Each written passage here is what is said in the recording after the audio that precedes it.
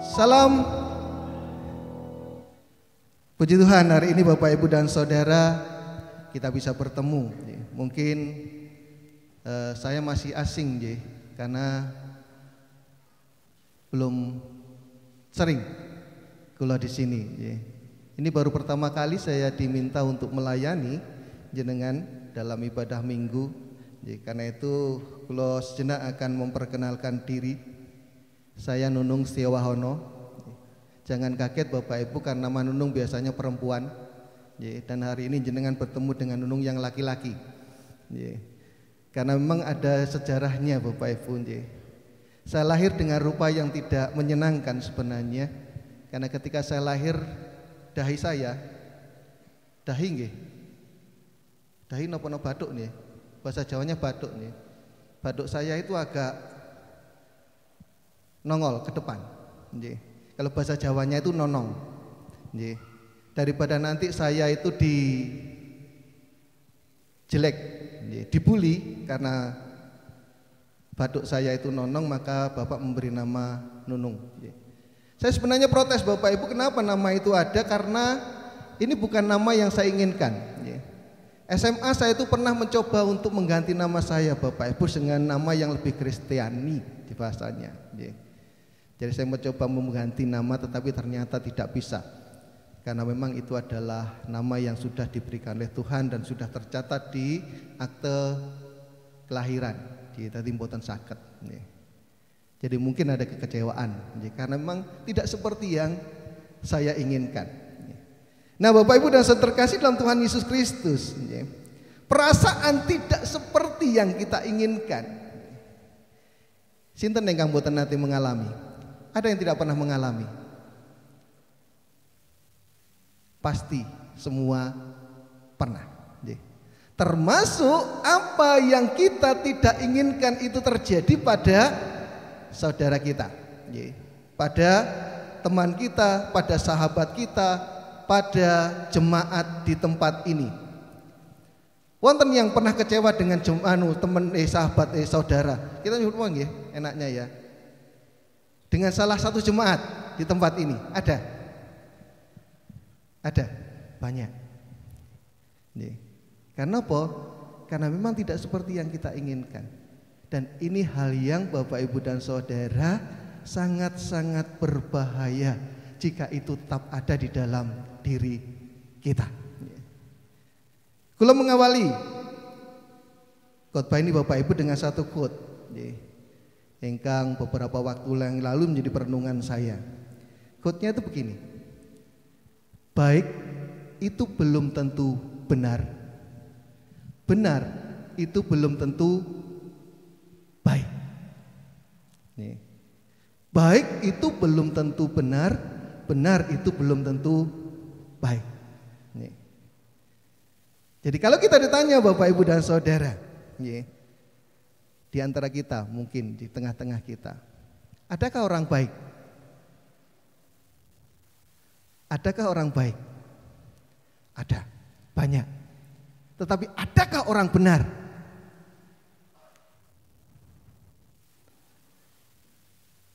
Ada tidak? Adakah orang benar? Mungkin ada, mungkin. Tetapi kalau bagi saya mungkin berkata tidak. Tetapi kebanyakan dari antara kita, kebanyakan di luar sana Bapak Ibu, seringkali mengaku bahwa dia adalah orang baik dan dia adalah orang benar. Jenabatan. Kenapa saya katakan demikian? Banyak orang berkata baik. Ukurannya dari mana? Dari mana ukurannya ketika berkata baik? Ketika dia mau membagikan sesuatu kepada orang lain, itu sudah baik. Ketika mungkin kita saat ini Bapak Ibu dan Saudara datang ke gereja, itu sudah baik.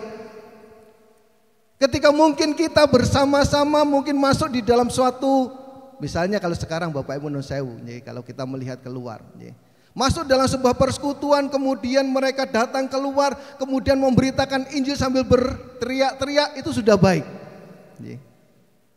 Pertanyaannya, apakah itu benar? Kalau yang ini relatif Bapak Ibu, kalau ini relatif, karena bagi mereka benar. Tapi pertanyaannya adalah, apakah ini benar bagi Tuhan? Nah, karena itulah Bapak Ibu dan Saudara, tidak aneh di dalam kehidupan kita ketika hal-hal itu ada, hal-hal itu terjadi. Ini perenungan saya Bapak Ibu, ketika saya mencoba melihat gereja-gereja, jenengan bisa menghitung nggak berapa banyak aliran di gereja kita, di gereja dari kekristenan, bukan di gereja kita, di kekristenan. Ada berapa banyak? Ada berapa banyak kira-kira? Indonesia saja mungkin ada ratusan Bapak Ibu. Kecuali yang mainstream. Kalau yang mainstream mungkin alirannya ada mungkin 4, 5 atau 6. Kalau yang mainstream atau meskipun yang akarnya Protestan, Katolik, Advent, Injili, malih. Ini yang sentralnya ya. Masehi, iya. Kalau tidak salah ya. Ada Masehi, kemudian ada apa lagi? Saya tidak terlalu ingat. Ada banyak. Kenapa bisa terjadi seperti itu? Karena merasa dirinya baik dan benar. Katolik menjadi Protestan, Bapak Ibu. Kenapa? Karena Calvin, Luther merasa Katolik salah. Maka jadilah Protestan. Kenapa kemudian Protestan juga berkembang menjadi banyak? Karena masing-masing juga merasa, saya benar, kamu salah. Saya lebih baik, kamu tidak. Dan ini juga saat ini Bapak Ibu merasuk di dalam kehidupan kita sebagai sebuah persekutuan kecil di gereja kita, di jemaat kita. Jadi pemahaman seperti ini yang masih berkuasa penuh di dalam kehidupan kita. Sehingga tak jarang kemudian terjadi Bapak Ibu dan Saudara, gesekan-gesekan yang membuat posisi dan kehidupan kita dalam persekutuan itu tidak nyaman.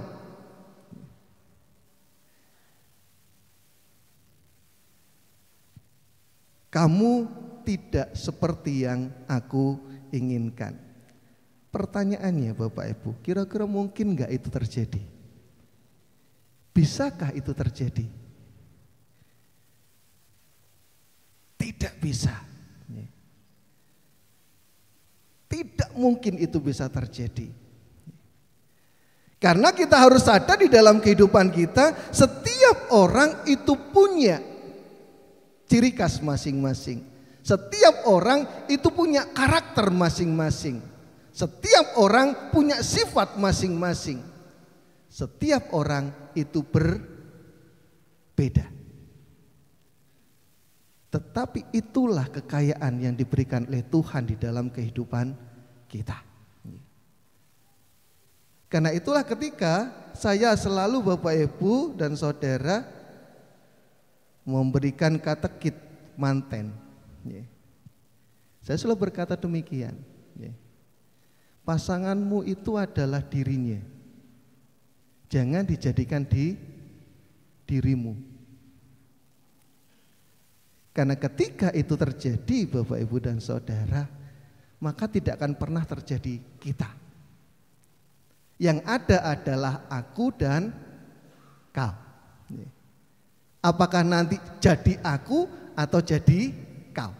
Tidak akan ada kita. Dan persekutuan kita pun sama Bapak Ibu dan Saudara. Tidak akan pernah ada kita di dalam persekutuan ini kalau kita masih menginginkan apa yang terjadi itu seperti yang kita mau.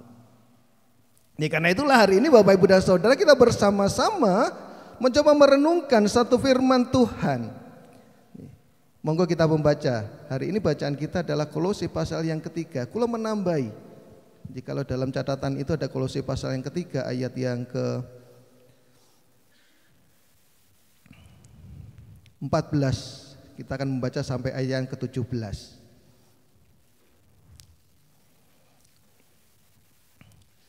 Kita membaca bersama-sama. Kolose pasal yang ketiga ayat 14 sampai 17. Saya akan membaca di genap. Bapak Ibu dan Saudara, saya mohon untuk membaca di bagian yang ganjil. Monggo kita membaca. Dan di atas semuanya itu kenakanlah kasih sebagai pengikat yang mempersatukan dan menyempurnakan.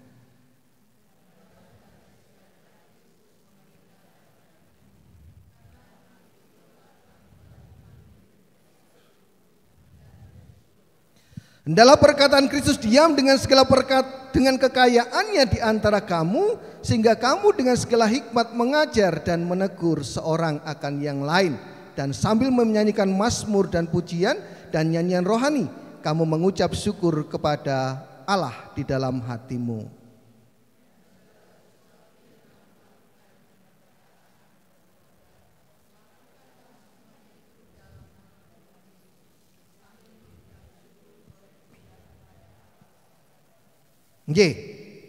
Bacaan kita hari ini Bapak Ibu mencoba mengingatkan kita, ketika Tuhan memanggil kita sebagai sebuah persekutuan, jadikanlah persekutuan itu sempurna, walaupun itu bukan hal yang mudah. Ketika Tuhan memanggil kita dalam satu kesatuan yang sekarang ini ada, jadikanlah kesatuan ini sebagai sumber damai dan sejahtera, walaupun itu juga bukan hal yang mudah. Ketika kita hadir bersama-sama di tempat ini sebagai satu keluarga besar, jadikanlah keluarga besar itu adalah surgamu. Itu yang dikatakan Tuhan. Walaupun itu juga bukan hal yang mudah. Karena apa? Karena seperti kalau katakan di awal Bapak Ibu dan Saudara, dalam kehidupan kita, kita masih belum bisa membongkar satu hal ini. Kenapa yang belum bisa bongkar? Egoisme kita. Jadi sadar atau tidak Bapak Ibu dan Saudara, ini yang sulit sekali bagi setiap kita untuk kita buang. Kenapa sulit? Satu hal yang seringkali menjadi alasan. Jika ini kita buang, saya kehilangan jati diri. Apakah benar? Ini monggo kita renungkan di dalam kehidupan kita. Karena itulah hari ini bersama-sama kembali kita diajak Bapak Ibu dan Saudara untuk kembali merenungkan perjalanan hidup kita. Apakah kita sudah di tengah-tengah perjalanan kita persekutuan benar-benar menjadi seseorang yang berharga, seseorang yang baik, seseorang yang benar di dalamnya. Karena jika tidak, maka sulit Bapak Ibu dan Saudara untuk kita bisa membangun persekutuan yang benar seperti yang dikehendaki oleh Tuhan. Karena itu monggo kita lihat satu persatu apa yang harus kita lakukan di dalam kehidupan kita. Ketika kita rindu Bapak Ibu, monggo ini sebenarnya harus menjadi hal yang ada dalam kehidupan kita. Rindu untuk membangun persekutuan yang baik dan benar. Kalau dalam tema kita adalah menjadi anggota gereja yang saling mendukung. Yang pertama Bapak Ibu yang harus kita sadari adalah, sadarlah bahwa kita ini sebenarnya merupakan anggota tubuh di dalam Kristus. Jenengan coba sekarang Bapak Ibu, gambarannya. Kalau kenapa Paulus mengatakan kita adalah anggota tubuh? Gambarannya sekarang. Jenengan cupit tangan. Sopo sing jerit? Mulut. Gitu. Tangannya suruh jerit. Tidak. Paulus di dalam 1 Korintus pasal yang 12 sampai 31 mengatakan bahwa ketika kita menjadi sebuah persekutuan, sadarlah bahwa kita adalah anggota tubuh. Kenapa dikatakan anggota tubuh? Karena yang pertama, anggota tubuh itu terikat satu dengan yang lain. Kalau dalam bacaan kita, sadarlah bahwa masing-masing kamu itu terikat. Apa yang mengikatnya? Di bacaan kita berkata, terikat. Berarti satu dengan yang lain tidak boleh pengen melepaskan diri. Jenengan bayangkan Bapak Ibu, kalau tangan pengen lepas jadinya apa? Ayo kalau semuanya pengen lepas masing-masing, Bapak Ibu, jadinya nopo? Indah nopo boten? Persekutuan akan menjadi hal yang paling menakutkan di dunia. Nggih napa boten? Iya. Kepala gelondong dewe, tangan melaku dewe. Iya kadang Adam family Bapak Ibu, hal yang lucu. Kalau kita, tetapi kenyataannya itu yang ada dalam jemaat. Semua berusaha melepaskan diri, kenapa? Karena kamu tidak seperti yang aku inginkan. Kalau kamu mau bergabung dengan saya, maka jadilah seperti yang aku inginkan. Normali Bapak Ibu, kalau kamu pengen diperlakukan baik, ayo jadilah seperti yang aku mau. Kalau itu yang terjadi, gagal apa yang dikatakan Tuhan. Kamu diikat dengan kasih. Cuma kembali pertanyaannya, kasih sing ndi yang mengikat kita? Jadi ketika kita merasa bahwa diri kita adalah anggota tubuh, sadarlah bahwa kita tidak terpisahkan, bahwa kita tidak bisa melepaskan diri darinya. Karena ketika kita melepaskan diri darinya, maka kita akan membuat diri kita dan orang lain itu napa? Cacat. Dengan kata lain Bapak Ibu, sebenarnya kalau kita merasa orang lain itu menjadi hal yang tidak baik karena tidak seperti yang kita inginkan, itu sama saja dengan jenengan mengecap diri jenengan, itu juga tidak baik.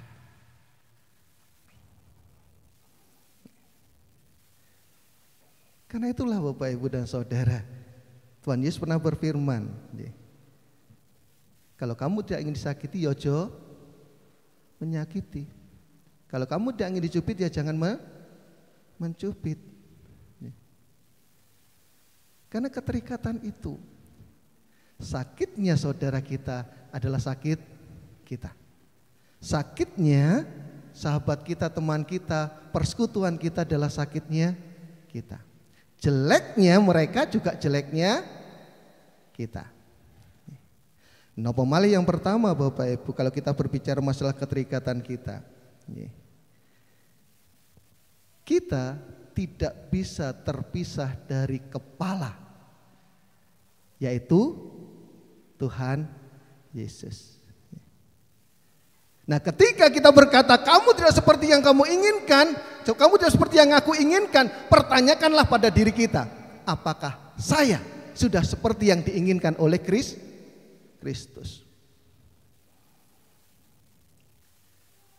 Karena itu Bapak Ibu, egonya itu keluarkan dulu, supaya kita bisa punya pemahaman yang benar di dalamnya. Kamu adalah kamu, aku adalah aku.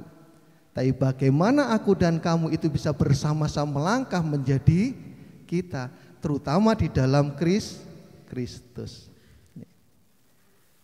Yang kedua Bapak Ibu, kenapa kita berkata tentang tubuh Kristus? Yang kedua karena tubuh itu bergantung satu dengan yang lain. Jenengan pernah melihat Bapak Ibu seseorang yang kena stroke, tangannya itu semakin hari atau kakinya semakin hari semakin kecil. Kenapa? Karena ada bagian yang terputus, ada bagian yang tersumbat yang membuat dia tidak bisa menggantungkan dan bergantung, bahasanya ngoten nggih. Sehingga nopo? Terjadi hal yang tidak benar di dalam dirinya. Ini hampir sama.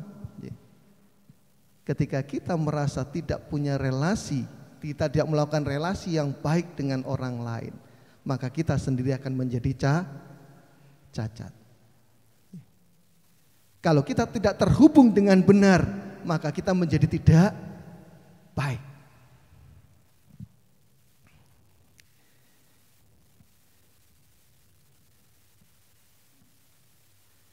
Ketergantungan ini harus ada dalam kerinduan kita. Jadi kita tidak boleh berkata demikian Bapak Ibu, kamu tergantung sama saya, tapi saya tidak tergantung dengan kamu. Kembali egonya menika yang harus dibongkar. Karena semuanya itu tergantung sama satu dengan yang lain, terhubung satu dengan yang lain.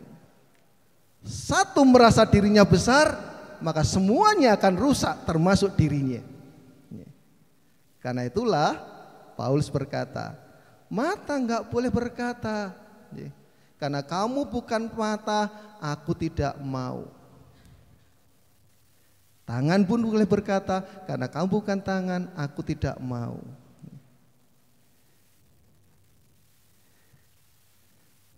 Menjadi anggota tubuh yang baik dan benar, inilah hal yang pertama yang harus kita sadari di dalam kehidupan kita. Dan untuk bisa menjadi anggota tubuh yang benar, Bapak Ibu dan Saudara, kembali saya mengingatkan jenengan, egonya ojo digedek-gedekke. Egonya yang harus dibongkar. Karena sebenarnya Bapak Ibu kalau kita melihat apa yang dikatakan Tuhan sendiri, ini adalah syarat utama sebenarnya ketika kita menjadi orang Kristen. Saya pernah merenungkan satu hal yang terjadi di dalam Yohanes 3 Bapak Ibu ayat 16. Ayat yang ketiga dan ayat 16. Kita seringkali hanya melihat di ayat 16 saja. Dan ini yang paling senang Bapak Ibu, karena 16 menit berkata hal yang cukup enak bagi kita. Barang siapa percaya kepadaku maka karena begitu besar kasih Allah akan dunia ini sehingga yang menganugerahkan anak yang tunggal supaya barang siapa percaya kepadanya tidak binasa melainkan hidup yang kekal. Benar Bapak Ibu. Tapi lihatlah ayat yang ketiga. Apa yang ketiga? Barang siapa tidak dilahirkan kembali, maka ia tidak dapat melihat kerajaan surga. Percaya Bapak Ibu tanpa membuang ego, tanpa menjadi orang baru, tidak bisa. Persekutuan masuk ke dalam persekutuan ketika kita hanya mengutamakan ego kita, maka semuanya pasti akan hancur. Terutama ketika ego kita menikah, kita utamakan di atas Tuhan. Kita tunjukkan kepada Tuhan. Bapak Ibu dan Saudara, saya share dengan lagu yang saya tidak suka sampai saat ini, lagu gereja. Karena itu menunjukkan egonya orang Kristen terhadap Tuhan. Dan juga bahkan juga ini juga mempengaruhi kita di dalam kehidupan jemaat. Siapa yang paling suka lagu Gandol Gusti? Saya suka. Siapa yang suka? Jenengan kata gandol enggak? Jenengan kata arti gandol? Gandol itu adalah orang yang menang sendiri Bapak Ibu. Sejat sebenarnya. Ngerti gandol artinya? Gandol itu adalah kita itu dalam bahasanya mungkin ya, kalau bahasa saya. Saya pernah waktu kecil Bapak Ibu seneng kalau ada truk tebu itu lewat. Bukan hanya karena saya itu ngambil tebunya, tapi saya berada di pinggir bak kemudian meloncat. Dan yang dipegang adalah kayu yang ada di samping. Itu yang namanya gandol. Kalau pakai pickup Bapak Ibu, ketika mungkin bukan pickup ya, kalau kita di belakang, ketika kita naik ke truk gitu, truk yang sedang berjalan, kemudian kita loncat, tetapi tidak sampai masuk, itu yang namanya gandol.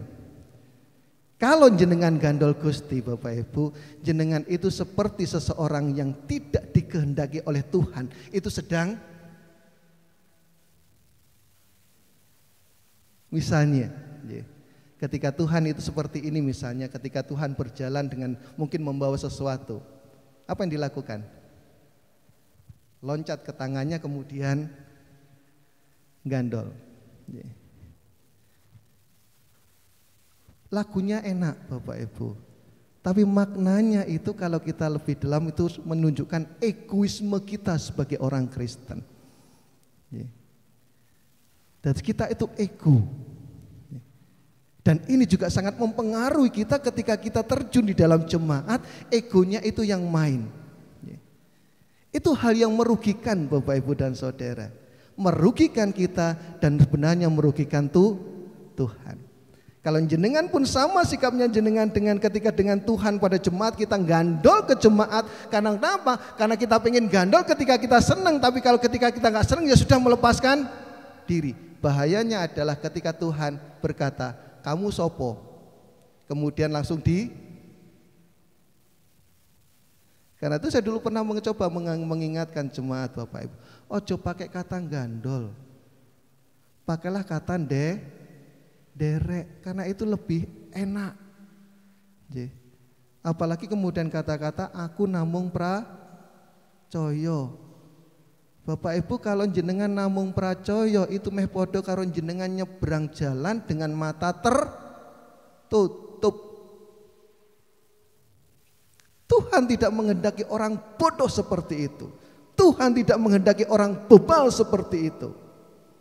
Tuhan menghendaki kalau kamu melangkah, kalau kamu nyebrang, tengok kanan kiri, matamu terbuka, jangan tertutup. Sama dengan kita Bapak Ibu persekutuan. Kalau kita adalah warga jemaat yang baik, persekutuan yang baik, lihat kanan dan kiri, depan dan belakang, perhatikan setiap mereka, ojo memperhatikan dirimu sendiri. Karena itulah Bapak Ibu jangan pernah berkata, aku lebih baik dari engkau. Memang iya.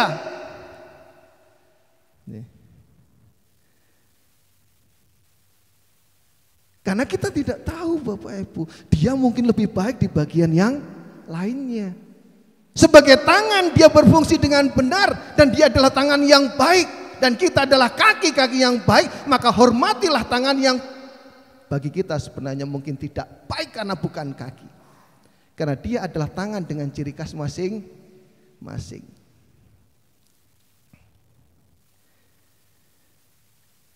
Menjadi anggota tubuh yang baik.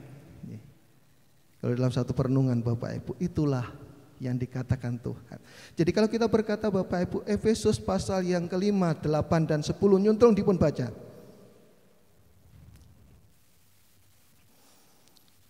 Efesus pasal yang ke-5, 8 dan 10 sampai 10.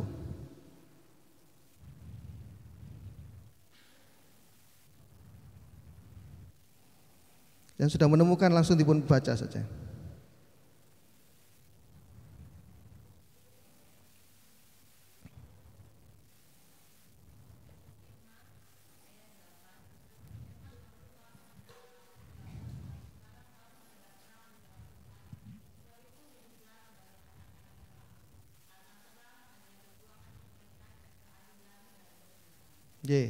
Atur nuwun.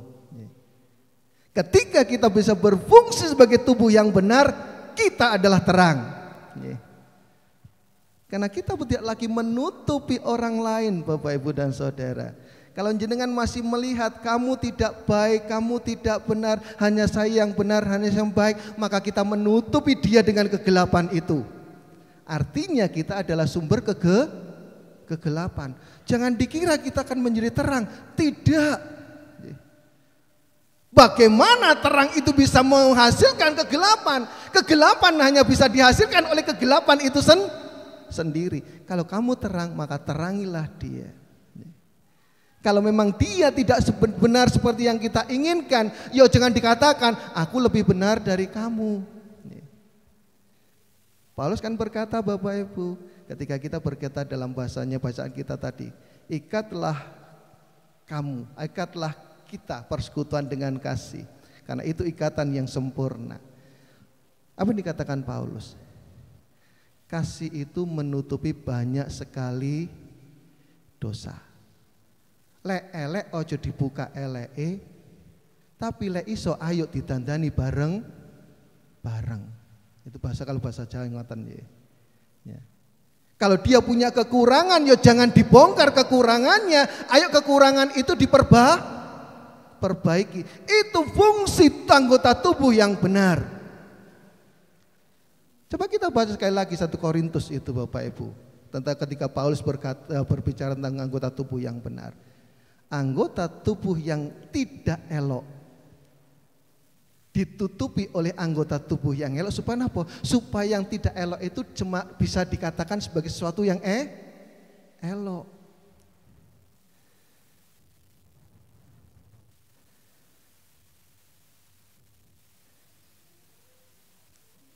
Ketika kita gagal Bapak Ibu untuk menjadi anggota tubuh yang baik, maka di sanalah kita gagal untuk membangun persekutuan yang baik. Tubuh yang baik itu tidak akan pernah sempurna sampai kapanpun juga. Yang kedua Bapak Ibu dan Saudara, untuk kita bisa membangun suatu hal yang indah sebagai sebuah persekutuan, ketika kita ingin persekutuan kita menikah menjadi terang, menjadi garam dan lain sebagainya, maka sadarilah bahwa setiap kita itu bukan Tuhan. Setiap kita itu bukan Tuhan, tetapi setiap kita adalah hamba. Saya membuat gambaran yang cukup ekstrim Bapak Ibu ketika saya mencoba menempatkan diri saya di tengah-tengah jemaat. Jadi urutan yang saya pakai adalah demikian. Setiap orang itu adalah hamba Tuhan. Berarti Tuhan itu yang utama. Yang lainnya adalah jemaat, semuanya. Tapi ketika kita ambil dalam pelayanan, saya ambil dalam pelayanan, penatua diaken, kalau bahasa kami, penatua diaken ambil dalam pelayanan, posisinya di mana? Di bawahnya jemaat. Pendeta, bawahnya lagi Bapak Ibu. Karena itu saya tidak marah kalau ada orang mengatakan bahwa pendeta itu gede balik jemaat. Karena dia posisi paling bawah. Kalau pendeta itu mengatakan di atas jemaat, penatua dia akan mengatakan di atas jemaat, dia gagal untuk menjadi hamba Tuhan. Kalau jenengan masing-masing masih berkata bahwa kamu di bawahku, aku adalah Tuhanmu, maka kita gagal untuk menjadi hamba Tuhan. Jangan katakan Bapak Ibu, kalau kita mampu untuk mengatakan mampu untuk melihat orang lain itu lebih rendah di dalam diri kita, kemudian kita masih berkata bahwa aku adalah hamba Tuhan yang baik. Tidak bisa. Dengan jelas Bapak Ibu dan Saudara, Tuhan menika mengingatkan kita. Tuhan Yesus pernah sendiri mengatakan dalam Lukas 19, kalau tidak akan membaca karena cukup banyak, 11 sampai 27. Bahwa setiap kita itu adalah hamba-hamba Kristus. Dan setiap hamba itu punya potensi, punya talenta masing-masing. Jangan disamakan. Karena itulah pakailah talentamu, potensi-potensimu itu untuk melayani Tuhan, melayani sesamamu masing-masing. Jangan dipakai sendiri. Kalau dipakai sendiri berarti kamu masih menganggap diri kita itu Tuhan. Dipakai kalau misalnya Bapak Ibu, kalau kamu meminta maka aku berikan. Jangan. Karena setiap hal dalam kehidupan kita itu sebenarnya bukanlah milik kita. Itu yang kita sadari. Tetapi itu adalah milik Tuhan yang dititipkan kepada kita. Masih ingat perumpamaan talenta? Ada yang 10, ada yang 5, ada yang 5, ada yang 2, ada yang 1. Saya tidak membahas yang 1 Bapak Ibu. Tapi kita membahas yang 5 dan yang 2. Punya kekuatan masing-masing, punya kelebihan masing-masing, kekurangan masing-masing. Tuhan tahu setiap orang. Karena itu manfaatkanlah talenta kita, manfaatkanlah potensi kita. Jangan menjadi orang yang punya 1 itu. Tuhan, saya itu pengennya 5, kenapa sekarang saya diberi 1? Sadarlah Bapak Ibu dan Saudara. Tuhan yang tahu kekuatan kita, Tuhan yang tahu kemampuan kita. Ojo mengharapkan lebih. Tuhan tahu setiap orang, jangan diharapkan lebih. Karena di awal saya katakan, jangan berharap orang seperti kita, karena tidak sama. Karena kita berbeda. Tetapi pakailah semuanya itu dengan benar, supaya nopo? Supaya kita disebut oleh Tuhan di dalam Lukas itu sebagai hamba yang baik dan setia. Kenapa baik? Karena dia tahu potensinya. Kenapa baik? Karena dia memanfaatkan potensi itu. Dia tidak peduli dengan potensi yang lain, dalam tanda kutip artinya tidak mencampuri potensi yang lain. Dia tidak berkata, aku harusnya seperti dia. Tidak. Dia memanfaatkan yang 5 itu. Dia memanfaatkan yang 2 itu. Dan ketika dimanfaatkan dengan benar, apa yang terjadi? Berkembang, bertumbuh. Tanpa mengharap dia dapat 5, dia dapat 5 lagi. Jadi dari 5 dapat jadi 10. Walaupun yang 2 tidak dikatakan Bapak Ibu. 2 jadi 4. Yang 1, apa terjadi? Tidak punya apa-apa. Karena menikah takutlah Bapak Ibu, kalau potensi jenengan tidak dimanfaatkan dengan baik untuk melayani yang lainnya, ingatlah apa yang dikatakan Tuhan. Mumpung belum diambil oleh Tuhan, tolong dimanfaatkan. Kalau sudah diambil oleh Tuhan, sudahlah. Katanya protes juga nggak akan pernah bisa. Karena semuanya diberikan oleh Tuhan. Ketika Tuhan memanggil kita sebagai hamba, kita diinginkan oleh Tuhan, bukan diperintahkan. Saya tidak berani mengatakan diperintahkan. Kita diinginkan untuk bisa menjadikan setiap potensi, setiap talenta yang kita miliki itu untuk menjadikan keadaan semakin baik, keadaan semakin berharga, keadaan semakin sempurna di dalam Tuhan. Oleh karena itu Bapak Ibu dan Saudara terkasih di dalam Tuhan Yesus Kristus, ketika kita bersama-sama dipanggil oleh Tuhan untuk menjadi persekutuan di dalam tempat di mana kita saat ini ada, monggo kita manfaatkan setiap waktu yang ada itu untuk benar-benar memposisikan kita sebagai anggota tubuh yang baik. Tidak usah ndelok sing liyane Bapak Ibu dan Saudara. Tidak usah melihat yang lainnya. Mari kita perhatikan yang ada di sekitar kita. Ketika kita tangan, ayo bantu kaki untuk mengambil sesuatu. Ayo bantu mata untuk mengambil sesuatu. Ayo bantu telinga untuk mengambil sesuatu. Ketika kita juga menjadi mata, ayo bantu tangan untuk melihat apa yang harus diambil. Ayo bantu kaki untuk mengarahkan kemana tempat di mana barang itu diambil. Jangan melaku dewe. Mari setiap kita punya kerinduan. Aku adalah hamba mata, aku adalah hamba tangan ketika kita itu kaki. Aku adalah hamba dari tubuh ini. Dan terutama aku adalah hamba Kristus. Karena ketika itu ada Bapak Ibu dan Saudara yang terkasih dalam Tuhan Yesus Kristus, maka apa yang dikatakan oleh Rasul Paulus ini benar-benar nyata ada di dalam diri kita. Masing-masing kita itu sudah terikat dalam satu ikatan yang utuh. Karena apa? Karena kita mengasihi satu dengan yang lain. Kasih siapa yang kita bawa? Kasih Kristus. Kristus tidak memandang jenengan, si itu siapa. Kristus tidak melihat siapa jenengan. Dia hanya melihat bahwa kamu adalah seorang yang berharga di mataku. Walaupun sebenarnya kita bukan orang yang berharga sebenarnya. Manusia itu siapa Bapak Ibu? Karena itu sadarilah, kita adalah debu tanah. Siapa pernah main-main dengan debu? Ada? Saya melihat bahasa Inggrisnya Bapak Ibu dan itu cukup menegur saya sebenarnya. Kata das dalam bahasa Inggris itu dikatakan sebagai something worthless. No participant.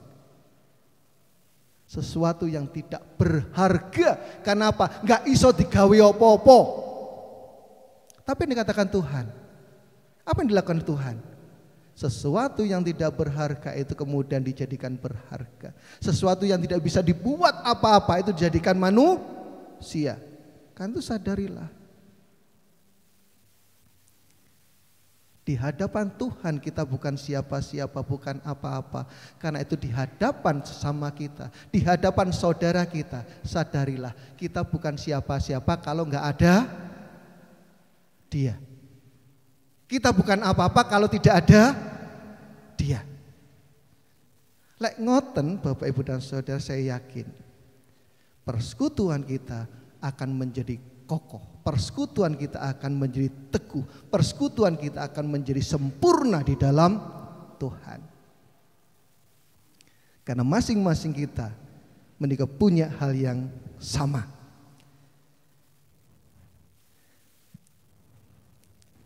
17. Dan segala sesuatu yang kamu lakukan dengan perkataan, perbuatan itu kita lakukan di dalam nama Tuhan. Dan ketika kita melakukannya, apa dikatakan oleh Paulus? Dengan bersyukur. Kenapa bersyukur? Bukan hanya ketika kita melakukan dengan sukacita Bapak Ibu, tapi ketika kita melihat orang lain kita bersuka cita. Walaupun dia punya kekurangan, walaupun dia punya kelemahan. Aku bersyukur karena kamu ada bagiku. Supaya apa? Supaya aku bisa melengkapi kamu dan kamu bisa melengkapi diriku. Aku bersyukur karena engkau ditempatkan di dalam kehidupanku sehingga aku menjadi berharga. Ini pesan saya kalau kepada manten Bapak Ibu. Setiap orang dengan segala kelemahan kekurangannya, kalau sudah menempatkan dirinya bagi kita, itu adalah menjadikan kita berharga. Karena itulah jadikanlah dia berharga di dalam kehidupan kita.